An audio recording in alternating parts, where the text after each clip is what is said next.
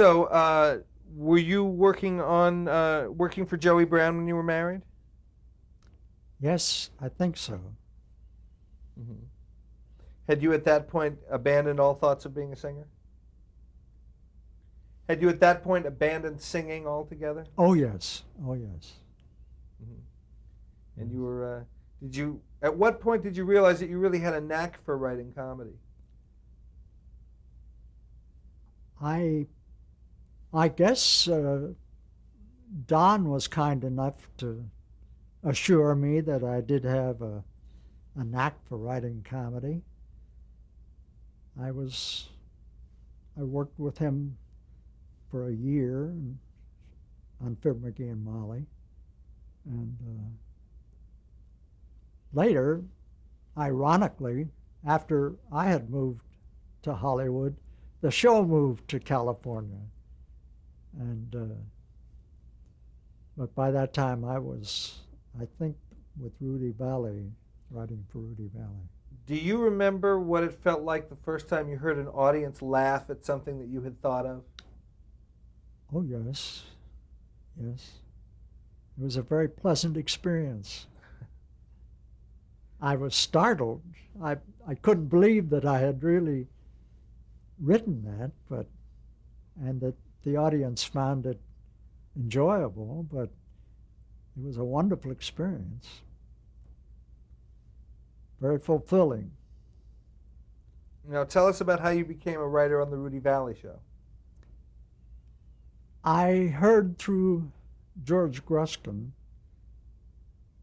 that Rudy Valley was looking for a new format. And so I got busy and put on my thinking cap, and I came up with an idea for Rudy Valley. And I found out also from George Gruskin that the producer of the Rudy Valley show, Vic Knight, lived in Hollywood, and I walked to his house. Uh, I couldn't tell you the address today, but I walked to his house, knocked on the door, and told him that I had an idea for the Rudy Valley show, and I told it to him, and he thought it was very good.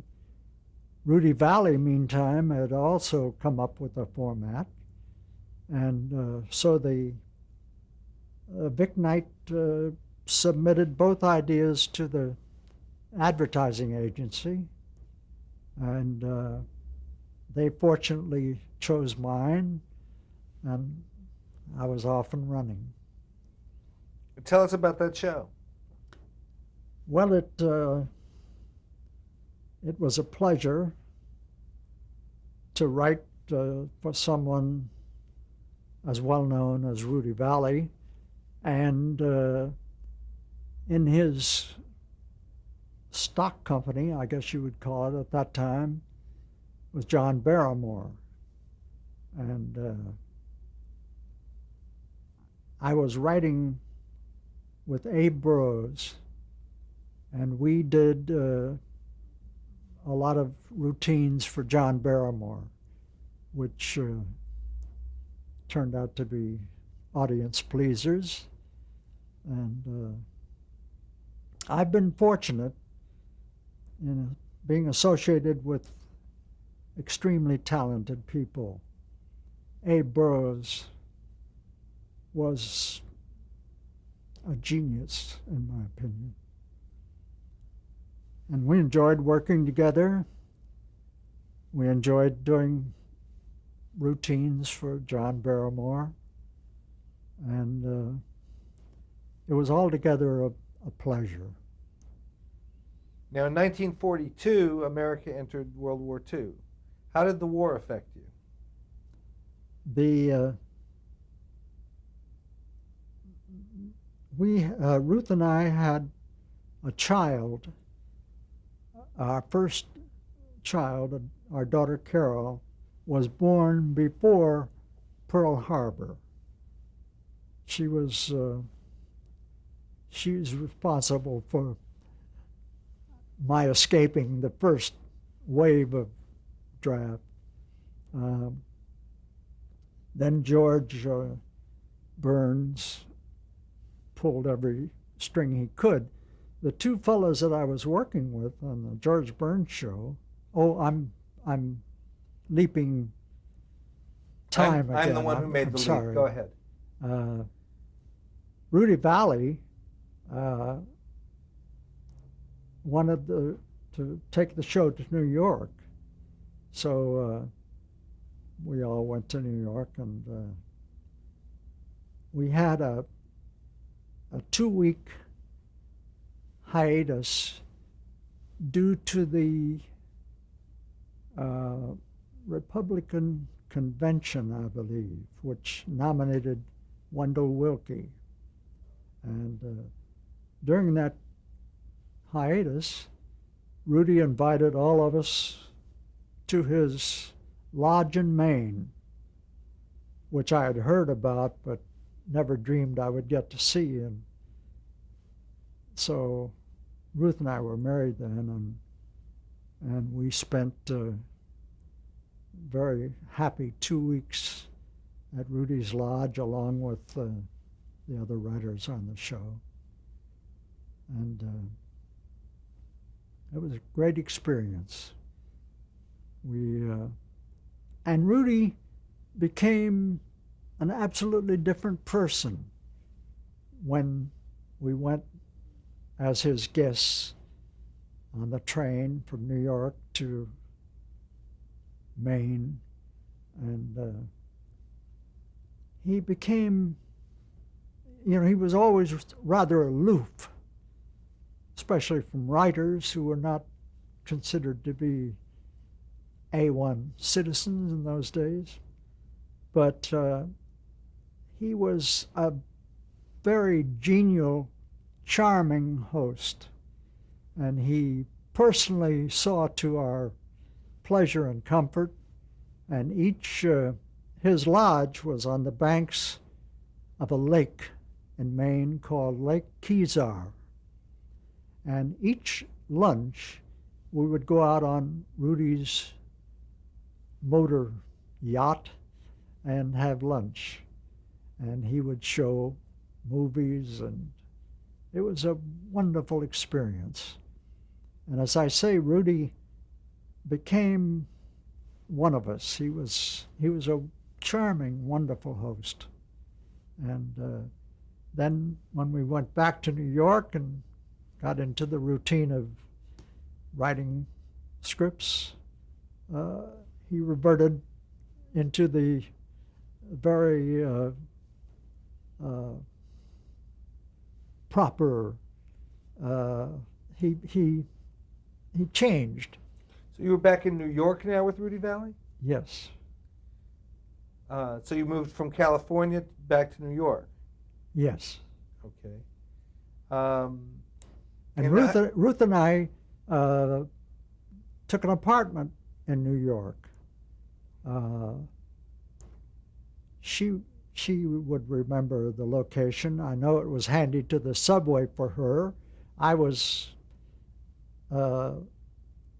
with Abe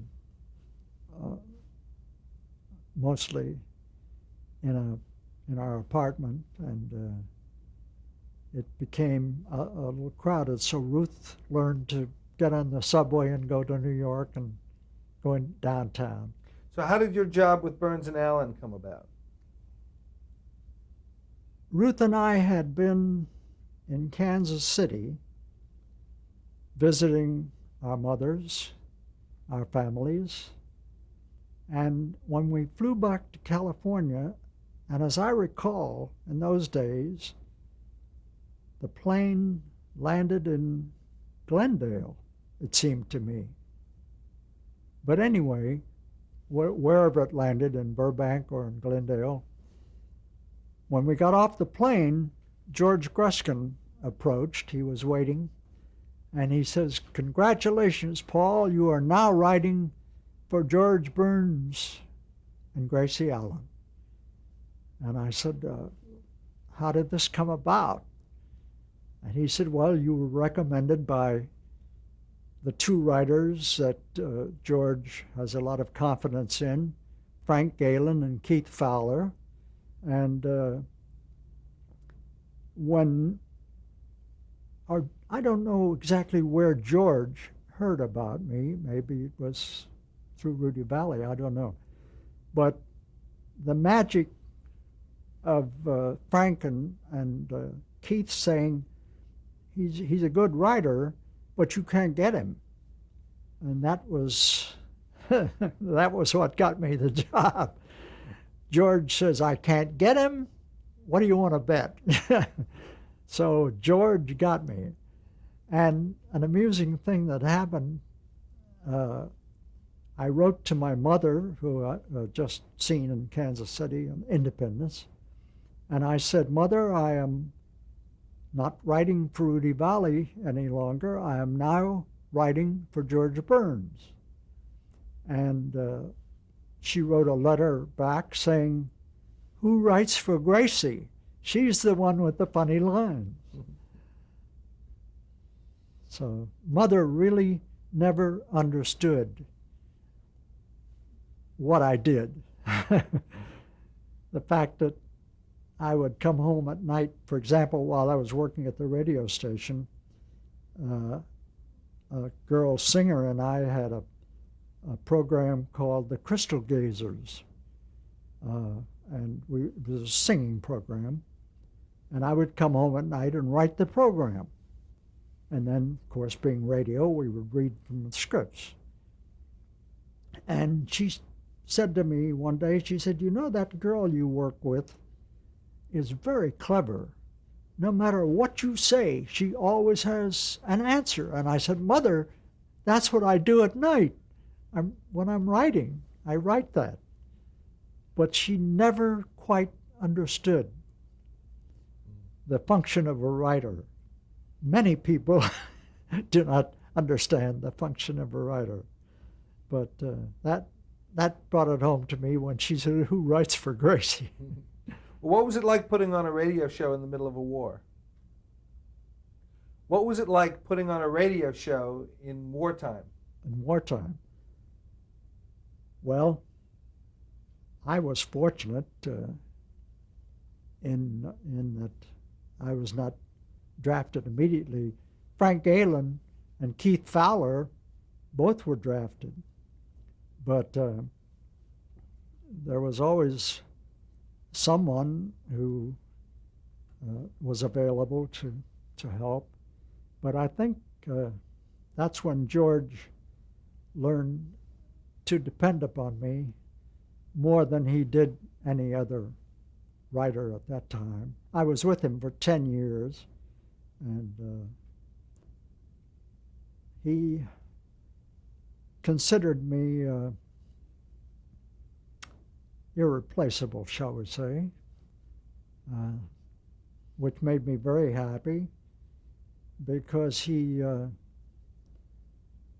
took Ruth and me along when, for example, when he went to England to appear at the Palladium, he and Gracie. And since I went, Ruth went, and we enjoyed living the life of celebrities. What was it like to write on that show? Wonderful, wonderful. George, in the radio days, depended completely upon his writers. We had an office in the Hollywood Hotel, Hollywood Roosevelt, I guess it is now. I think in those days it was called the Hollywood Hotel. And he would, we would tell him an idea. My chief function at first was ideas. I was blessed, I guess, with an ability to come up with ideas. And actually, at first, Keith and Frank Galen would simply say, I'll write this half and you write that half, and they'd go off and write it. Later, I was pressed into service as a writer. But at first, my function was just ideas, and I was able to come up with ideas that pleased everyone. How much pressure was there? I mean, today, someone who works as a sitcom writer is lucky if he gets home before 2, 3 o'clock in the morning. Was this an all-consuming job, or was it a more leisurely sort of lifestyle that you had? In the radio days, it was very leisurely. We all pooled our efforts and came up with a script. And George and his brother Willie were, we would read, I would usually get the job of reading the script, whether I had a part in writing it or not. And would you imitate George and Gracie when you were reading them to him? I don't remember. I probably I read them as best I could, and they were wonderful people to work for, socially and professionally, just marvelous. That was 10 happy years. Well, now tell us a little bit about the transition from radio to television on that show. George and we all knew that it was inevitable that television would supplant radio. So we went to Palm Springs. George and Willie, and I remember Bill Goodwin, the announcer, was along, and whoever was on the writing staff at that time. We went to Palm Springs, and we just sat around the swimming pool of a place called, I think it was the Bel Air, or Bon Air, and discussed how we would handle being on television. And of course, George really came into his own with the advent of television because his training was in vaudeville. He was always a visual entertainer. And I remember seeing George and Gracie at the Main Street Theater in vaudeville when I was working at the radio station. And so George truly came into his own in a visual medium. And I would say that the format, which was really sort of like our town, in that George could step in and out of the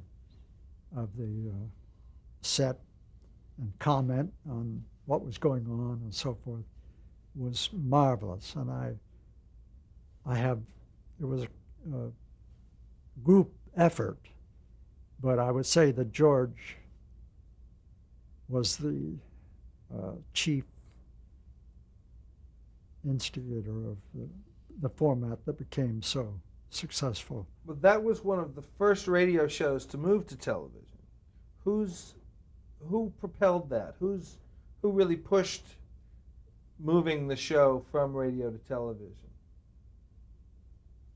Well, we knew that it was inevitable, and we also knew, or George was advised, that the show had to originate in New York. He was convinced that if you wanted any press, which was vital, you had to originate in New York. And so we moved to New York and lived at the Algonquin Hotel for 6 months. And that was a happy introduction to the Algonquin. Ruth and I have since made it our home away from home. Whenever we go to New York, we stay at the Algonquin Hotel. I remember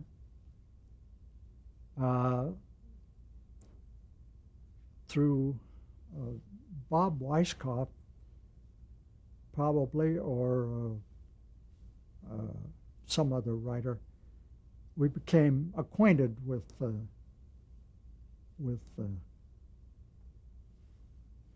great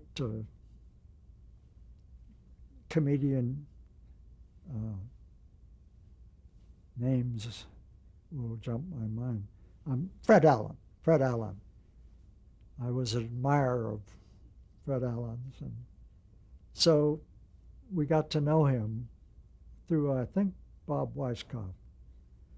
And he was a guest in our home next door. And anyway, when we ran into him in New York, he had heard the George Burns and Gracie Allen show and had seen it. And he said, if only I could have had that format, he said, I would have made the transition from radio. He always resisted going on television. He said, but that would have been the answer to me. The fact that I could have stepped out of the...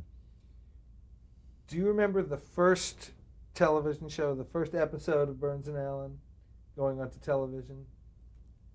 No. I remember that we had a very wonderful director, Ralph Levy, who George also became aware of his genius and recommended him to Jack Benny. And so I'm pretty sure that Ralph directed many of the Jack Benny shows. Ralph was just a genius at staging live television. Now, the fact that it was live television, we didn't try to go on every week. We didn't try to do a show every week. We did a show every 2 weeks on Burns and Allen. Gracie did not take kindly to having to memorize a script and perform it every week. So we went on every other week. And what were the differences for you in writing for television versus writing for radio? Well, they were vast. In radio, you use the imagination of your listener to picture the setting, but in television, you had to you had to actually create the setting, and of course, Ralph was wonderful at that. I remember that as an interlude in the television show, Bob Fosse, who later became quite famous as a director, and his sister would dance. That would be the musical interlude. So do you remember any technical difficulties that you had at the beginning in the early days of the transition? I would not be as aware of them as the performers would be. Okay. But who was on that writing staff? that was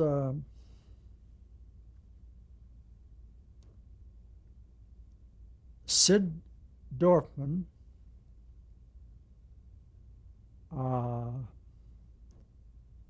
and I'm trying to remember. I remember Sid was one of them, and Harvey Helm, who had been with George and Gracie for a long time, on and off.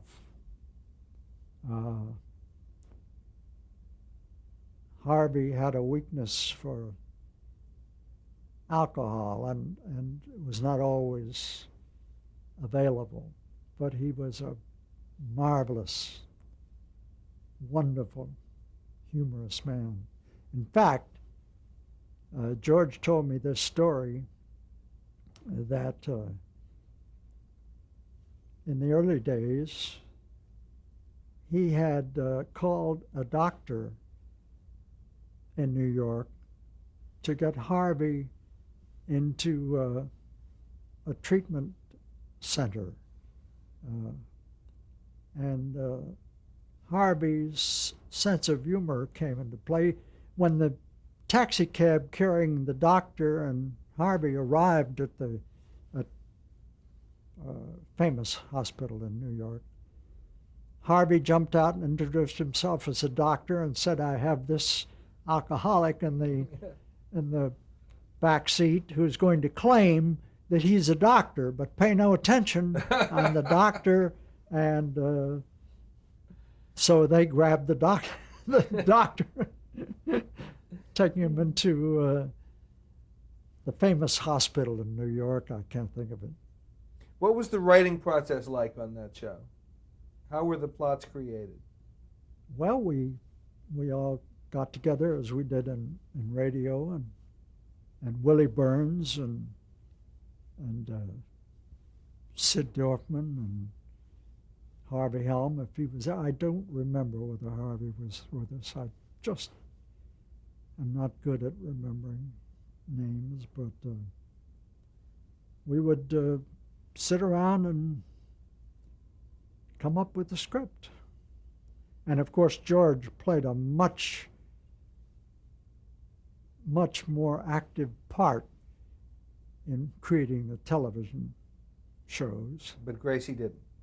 Oh no, Gracie was content to go shopping in New York, and no one knew at that time, including George, that she was not really in robust health. But she was just the ultimate trooper. She never let anyone know that if she had a migraine headache, you never knew it. She performed. She was wonderful.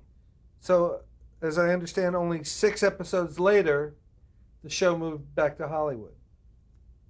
I don't remember. In I know we 1950. lived at the Algonquin for 6 months, so it must have been more than 6 episodes, although that's a matter of record, and I'm sure. Mm-hmm.